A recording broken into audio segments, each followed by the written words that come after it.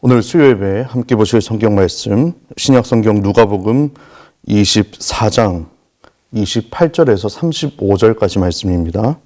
누가복음 24장 28절에서부터 35절까지 말씀, 제가 성경 말씀 봉독하겠습니다. 그들이 가는 마을에 가까이 가매 예수는 더 가려 하는 것 같이 하시니 그들이 강권하여 이르되 우리와 함께 유하사이다. 때가 저물어 가고 날이 이미 기울었나이다 하니 이에 그들과 함께 유하러 들어가시니라. 그들과 함께 음식 잡수실 때에 떡을 가지사 축사하시고 떼어 그들에게 주시니 그들의 눈이 밝아져 그인 줄 알아보더니 예수는 그들에게 보이지 아니하시는지라.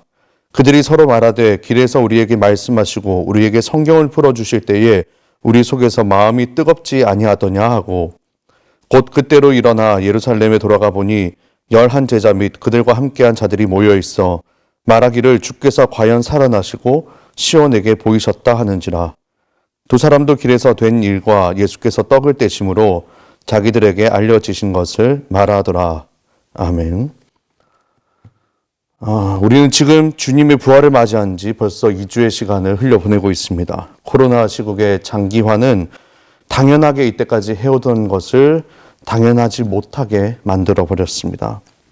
예년 같았으면 부활절 아침이면 본당을 가득 채우고 기쁨의 찬송으로 주님의 부활을 노래했겠죠.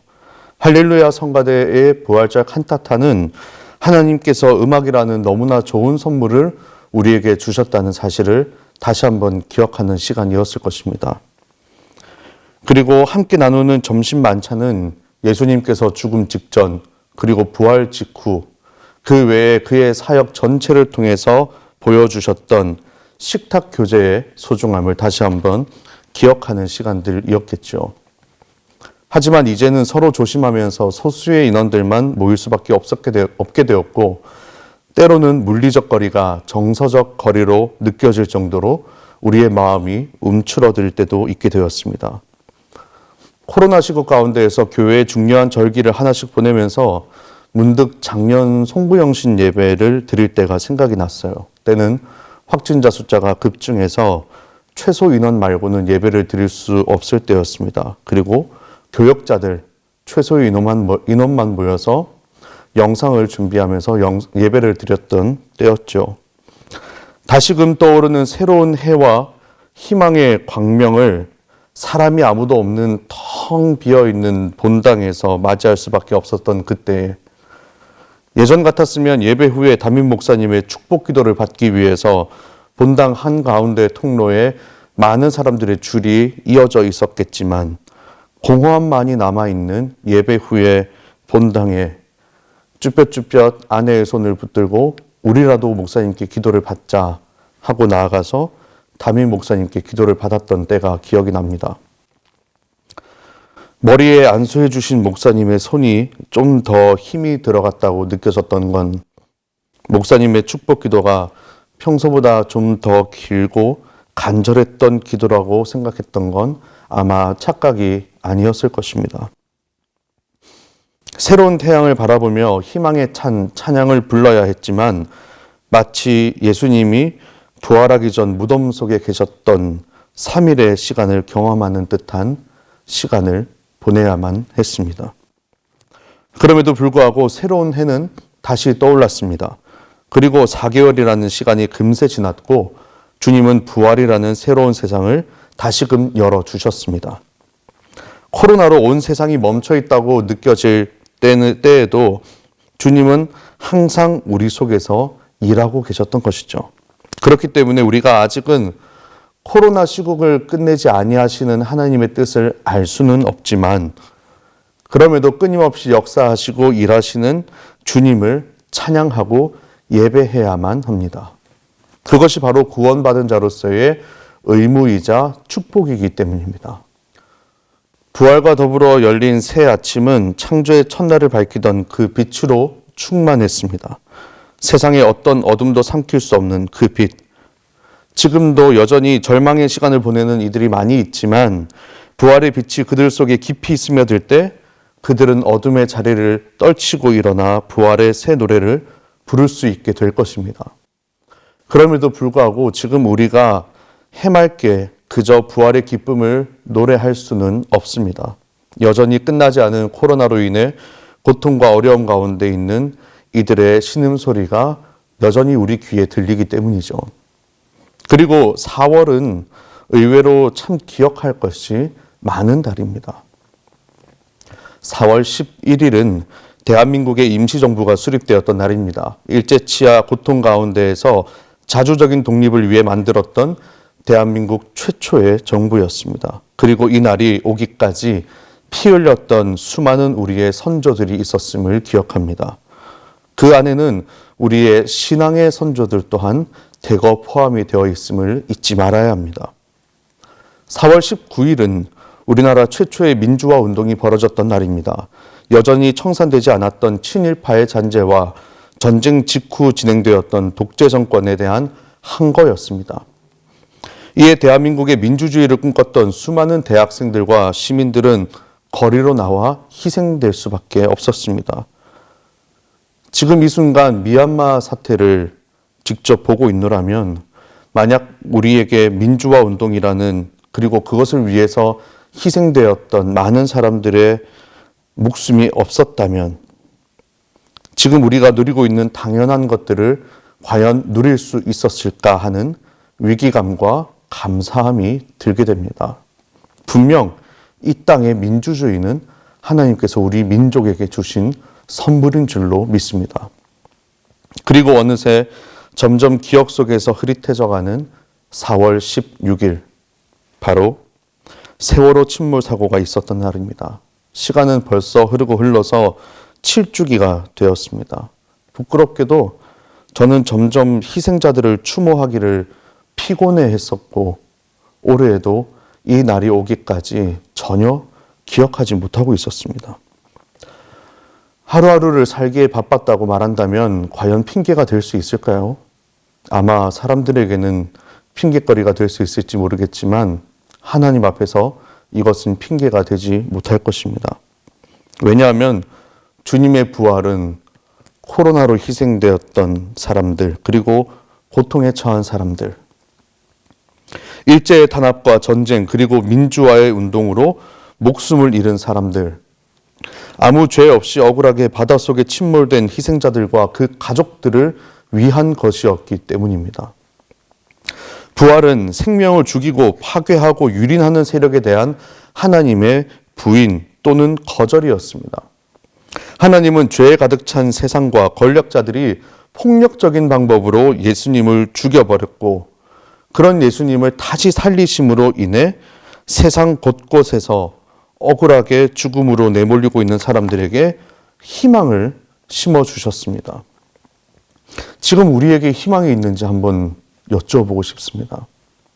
만약에 희망이 없다라고 그렇게 생각하고 우울한 마음이 든다면 지금 읽어드리는 이 성경 말씀을 한번 찾아보시기를 권유합니다. 바로 이사야서 19장 19절에서 20절까지 말씀입니다.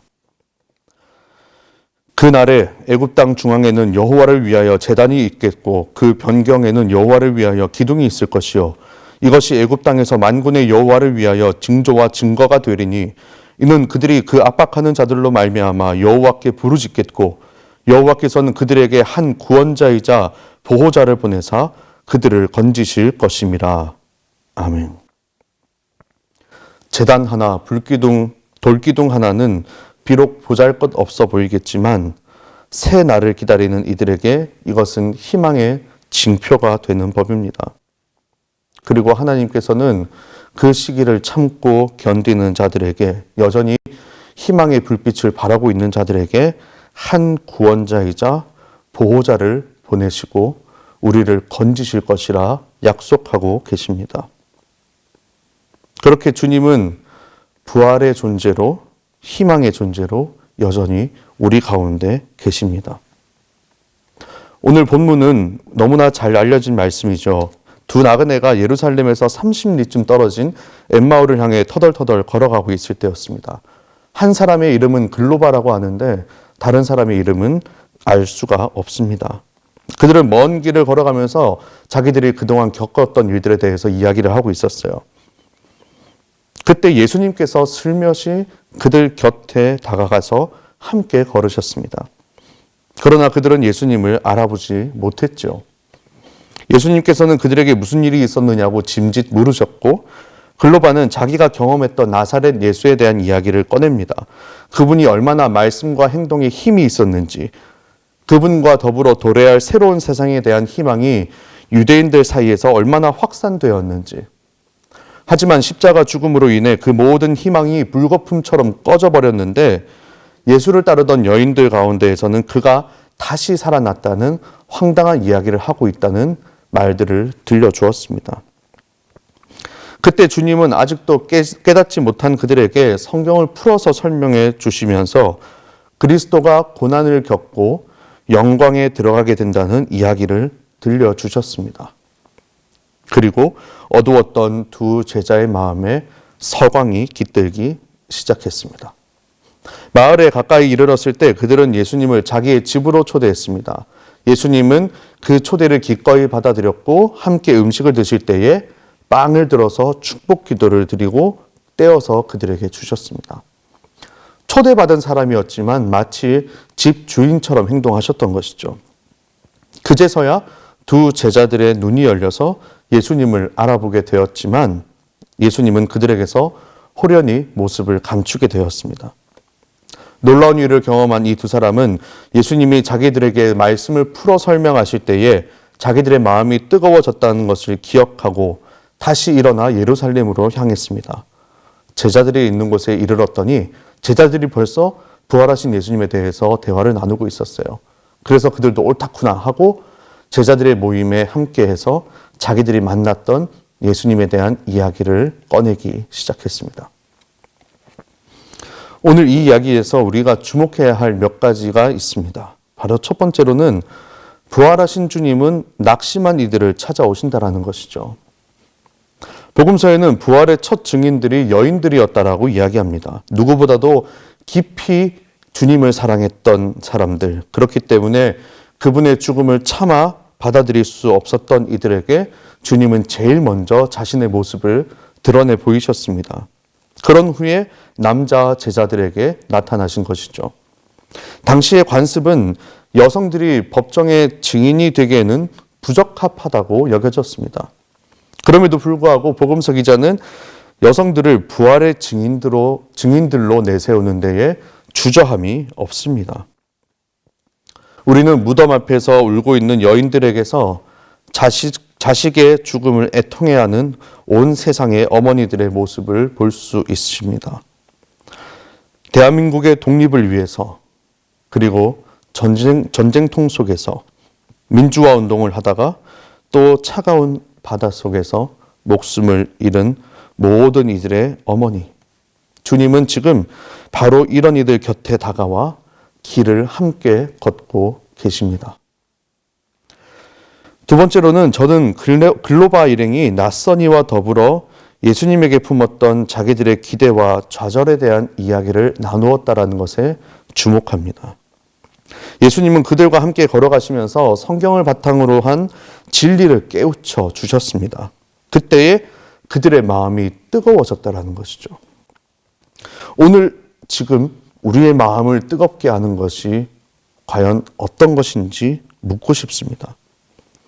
오늘 우리는 어떤 사람들과 이야기하고 어떤 대화에 마음이 뜨거워지는지. 우리는 주로 하는 이야기가 뭘까요? 먹고 살기 어렵다는 얘기 혹은 정치에 대한 이야기? 아니면 연예인들에 대한 이야기입니까? 예전에 가끔 직장인 청년들과 대화를 나누면 교회와 세상 사이에 있는 너무나 큰 괴리감에 대해서 들을 때가 있습니다. 직장에 가면 거의 대부분의 사람들이 부동산 얘기를 한다든지 주식 얘기를 한다든지 아니면 정치 얘기밖에 하지 않는다는 것이죠. 도저히 마음을 터놓고 예수님에 대한 이야기, 하나님 나라에 대한 소망에 대한 이야기를 나눌 만한 사람이 없다는 것입니다. 우리는 죽음이 일상화된 세상에 살고 있기 때문에 다른 이들의 고통에 어느 정도 무감각해져 버렸습니다.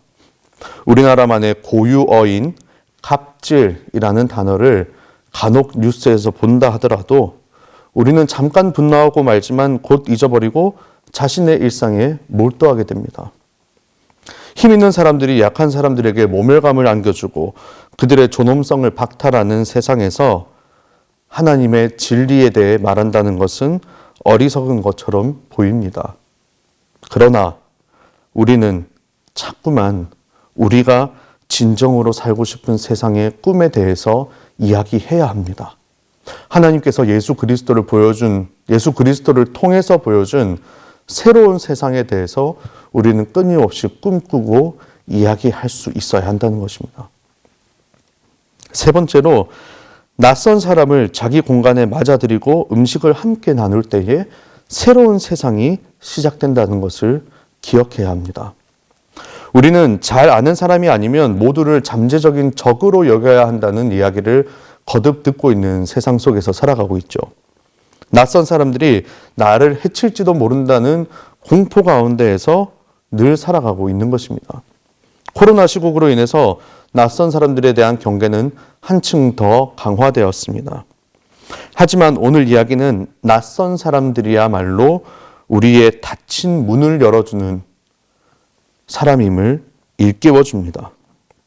우리가 애써 외면하면서 살았던 사람들 곁에 다가가서 그들의 이야기에 귀를 기울이고 그들의 아픈 사연을 듣고 그들의 이웃이 되어주려 할 때 우리의 마음의 문 그리고 마음의 눈 또한 열리게 되는 법입니다. 위로가 사라진 시대에 위로와 환대의 공간을 마련하는 일이야말로 지금을 살아가는 기독교인들에게 주어진 가장 큰 도전입니다. 주님께서는 지금도 낯선 사람의 모습으로, 나그네의 모습으로 우리를 찾아오신다라는 사실을 잊지 않고 기억해야 합니다. 2주 전쯤 제가 목사 안수를 받기 전에 안수자 교육의 시간을 가진 적이 있었습니다. 그때 한 사람씩 돌아가면서 내가 앞으로 사명자로서 어떻게 살아갈 것인지를 고백하는 사명 선언문을 낭독하는 시간이 있었습니다. 그때 저는 그런 말을 했었습니다. 먼저 사람다운 사람이 되고 그리스도인다운 그리스도인이 되어서 목회자다운 목회자가 되고 싶습니다. 힘들고 어렵고 상처받은 사람들은 우리가 참 사람인지 참 그리스도의 사람인지를 묻는 물음표로 우리 앞에 서 있습니다. 우리는 확신할 수 있습니다. 죽음은 생명을 이길 수 없습니다. 증오는 사랑을 무력화시킬 수 없습니다. 어둠은 빛을 삼킬 수 없습니다. 거짓은 진실을 가릴 수 없습니다. 주님의 부활은 바로 이런 사실을 우리에게 감동적으로 증언하고 있습니다. 이 믿음을 품고 걷는 인생길 위에서 문득 나도 모르는 사이에 우리의 동행자가 되어주시는 예수님과 함께 참 사람의 길, 참 그리스도인의 길로 올바르게 걸어가실 수 있기를 주님의 이름으로 축복합니다. 기도하겠습니다. 감사합니다. 주님, 우리가 지금 누리고 있는 당연한 것들이 실상은 당연하게 온 것들이 아니라 많은 역사와 시간들 속에서 그리고 수많은 사람들의 희생과 목숨 위에 올려진 것임을 기억하게 하여 주옵소서.